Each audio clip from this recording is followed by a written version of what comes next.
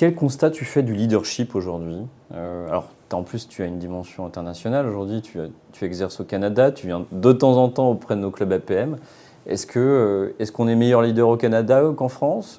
Qu'est-ce que tu peux me répondre à nos adhérents? En fait, ce que je constate, c'est qu'il y a une tendance globale. Et c'est cette tendance, je dirais, démocratique, où on bouge de plus en plus de ce modèle de commandement à un modèle, je dirais, de leadership démocratique. Et il y a différents facteurs qui contribuent à ça. Un des facteurs, c'est la complexité. Je n'apprendrai rien aux adhérents qu'aujourd'hui, le monde change, le monde est donc de plus en plus diversifié et complexe, et la réalité n'est plus aussi simple. Autrefois, dans le modèle du grand homme, c'était celui qui savait et ceux qui suivaient. Et en fait, je reviendrai à Socrate. C'était le grand débat de Socrate et d'Athènes. Socrate avait cette prétention, justement, que le pauvre paysan ne savait pas, il n'avait pas de potentiel.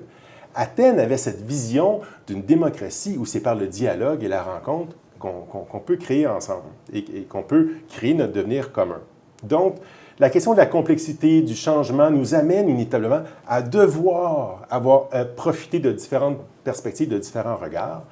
La technologie, du fait que l'information devient plus accessible, j'aimais bien cette formule d'Hervé Seriex qui disait qu'autrefois, le patron avait du pouvoir parce qu'il possédait l'information.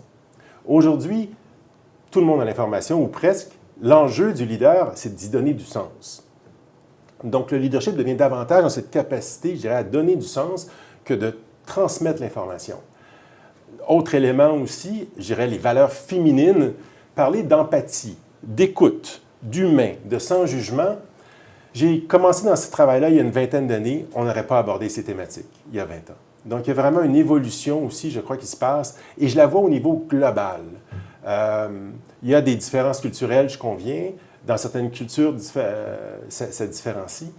Mais je crois que c'est cet idéal d'une gouvernance autonome, de la gouvernance humaine. On a un pouvoir, un libre arbitre comme humain, et que le leadership est un véhicule à travers lequel on peut exercer ce libre arbitre.